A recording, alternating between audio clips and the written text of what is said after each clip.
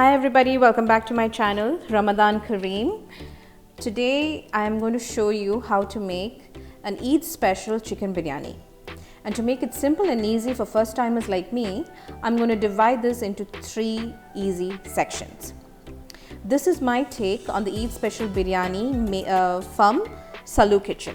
Samira is an amazing cook and her biryani is mind-blowing. Like, this is my second time that I have made it and trust me, it's yum. This biryani is inspired by Salu Kitchen. I will leave the link to her video in the description box below. Hope you all enjoy it, and when you do make it, kindly don't forget to like, share and subscribe on Instagram, Facebook and on YouTube.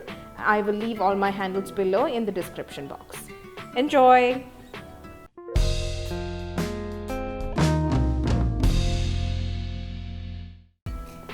So for stage 1 prep, onions. I have taken 6 large onions and are chopping them up as you see. I will now put all of my chopped onions in a vessel so I can go through them with my hands. It is better to use your hands as it's faster and you need to get them like so. For the garnish, I will take only a little less than half of it and then fry them, leaving the rest for the biryani masala. Cashews are optional. If you like them, fry them first. I've taken a kadai and I have put in around 3/4 cup of oil to fry. Make sure that the oil is hot and don't worry about the amount of oil taken. You will be using the same oil to fry the chicken and for the masala as well later on. Put the onions in 2 batches or as per how much crunchy onions you would like in your biryani. It's totally up to you. Teaspoon of sugar to the onions to caramelize them faster. Once they are a golden brown, pick them up in a slotted spoon and place them in a plate spread out to cool. And with this, stage 1 prep is complete. Stage 2, chicken. I've marinated my chicken a day ago.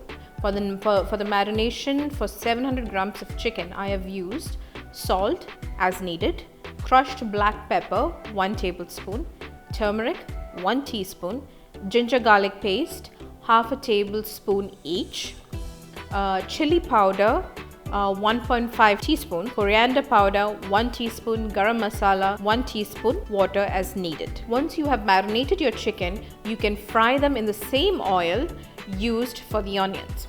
You need to fry them halfway only. This will give the chicken a slightly crispy exterior.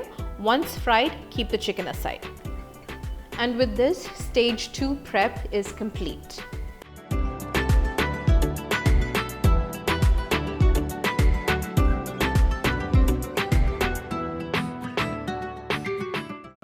If you have any of the marination juice left over, keep it. We will use this for the masala later on. This is flavor central. Absolutely amazing. It will add a bang to your masala. Stage 3, rice. I have taken 2 cups of long grained rice and have thoroughly washed it. I have left them to soak for about 20 minutes.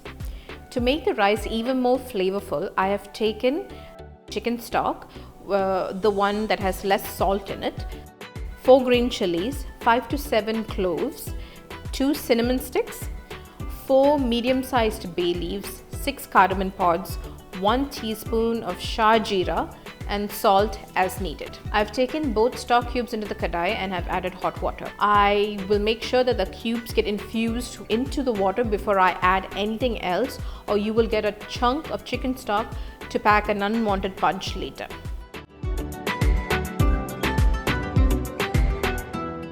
Remember to adjust your salt as to your taste. I have added a little salt. Once it's infused, add the rice. Make sure that the water covers the rice nicely. Give it a good stir to make sure the flavored water gets to every grain of rice. I'm also adding the rest of the spices mentioned above. Make sure to give a good stir and once again close and let cook. Make sure you stir once in a while. You need the rice to be cooked to 80 to 90% only. If you need to add more water, please do so, but make sure it is hot water you are adding. Once done, cover and leave it aside. Stage 3 done.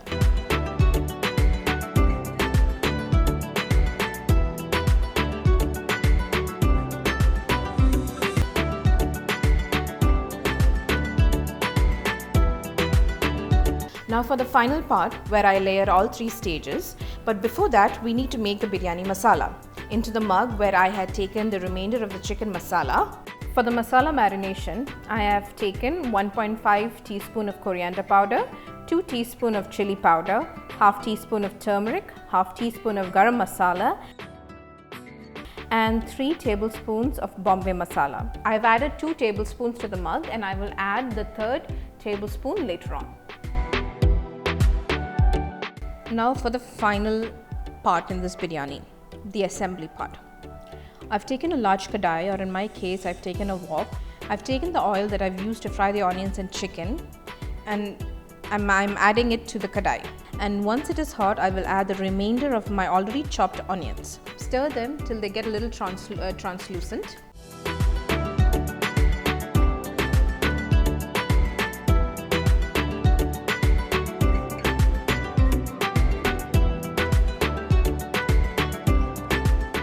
And then add 2 1/4 teaspoons of garlic paste, 1.5 teaspoons of ginger paste.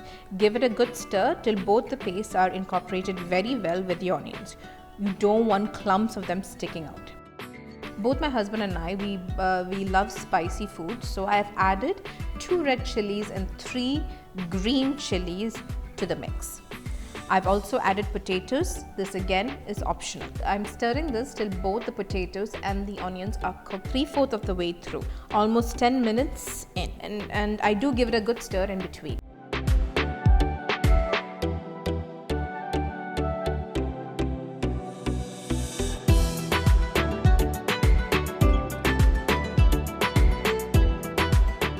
Once the potatoes are done, I add the masala I had prepared before and get this nicely mixed in with the onions and potatoes. You do not want to waste any of this masala, so scrape down your cup or mug down.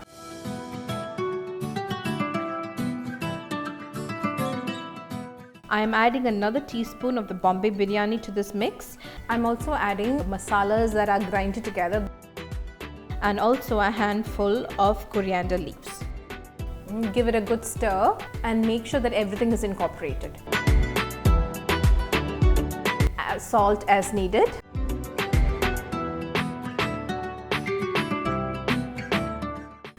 Now for the final part, I'll be adding around 4 to 5 large tablespoons of full fat yogurt, and this I'm going to make sure that it is stirred really well.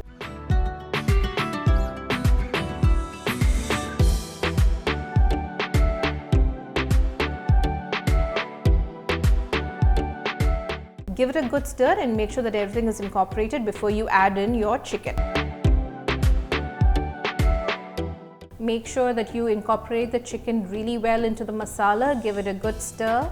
Make sure that everything is coated and very well mixed.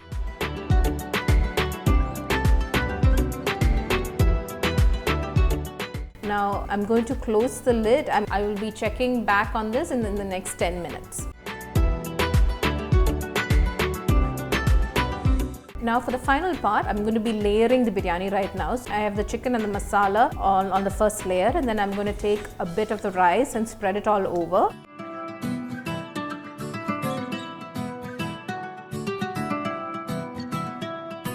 I'm going to take 1 tomato and take a few pieces of that, 1 tomato and lemon and a few pieces of that, and spread it over the rice along with the cashews. Again, this is optional, and this is where I'll be using the fried onions and spreading this around.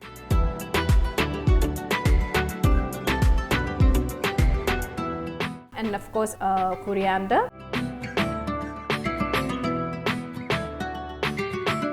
And I will be taking 1 teaspoon of ghee and spreading it all around. And again I'm going to go in with the rice and spread this all around as well and repeat everything. rice, tomato and cashews, fried onions, coriander, and a teaspoon of ghee once again.